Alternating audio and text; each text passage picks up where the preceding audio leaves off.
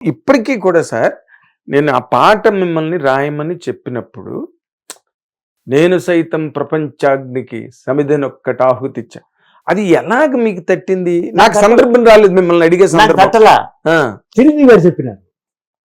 అమ్మా నేను మొట్టమొదలు రాసింది అగ్ని నేత్రమహోగ్ర జ్వాల దాచినావో రుద్రుడ, అది నా పల్లవి. అవునా?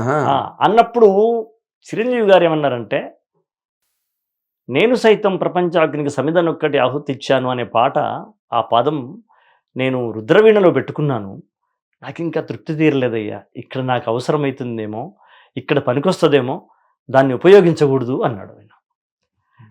నేనేమనుకున్నాను, నేను రాసిన పల్లవిని చరణం చేసేసి అదే పల్లవి పెడితే పోలా అని నేను అనుకున్నాను. ఎలాగే శ్రీశ్రీ, ఇప్పుడు మీరు ఎలాగే శ్రీశ్రీ ఆవహించి నువ్వు ఉన్నారు, ఉన్నాను నేను. కాబట్టి ఏం పర్లేదు సార్, బ్రహ్మాండం అని చెప్పేసి ముందు ఆ 3 లైన్లు రాసేసి ఈ పల్లవిని చరణం చేశా. సేమ్ ఏ లెంత్ లో అదే ఏ లెంత్ లో రాశానో అదే లెంత్ లో ఇంకో చరణం రాశా, అయిపోయింది.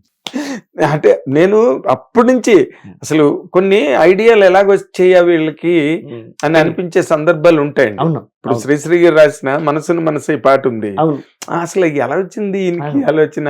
చాలా కాలం ఆత్రేయ అనుకునే వాళ్ళం. అవునా, ఇది ఆత్రేయ అనుకుంటారండి, అది శ్రీశ్రీ అనుకుంటారు. కారులో షికారుకి అటు నుంచి ఇటు అన్నది చాలా మంది తెలియదు. అవును, ఎక్కడ ఉన్నా ఏమైనా పాట ఎవరిది? ఎక్కడ ఉన్నా ఏమైనా పాట ఆత్రేయ గారిదే. అది శ్రీశ్రీ అనుకున్న వాళ్ళు చాలా మంది ఉన్నారు, అనుకుంటారు.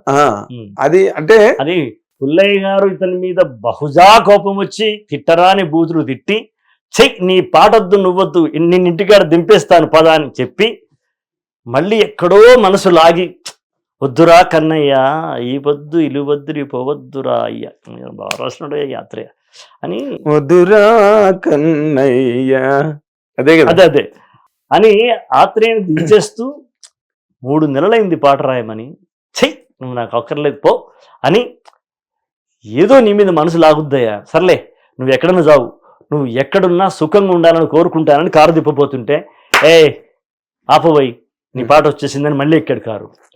ఏంటి పదా నీ ఆఫీస్కి డిక్టేట్ చెప్తా పాట అన్నాడు.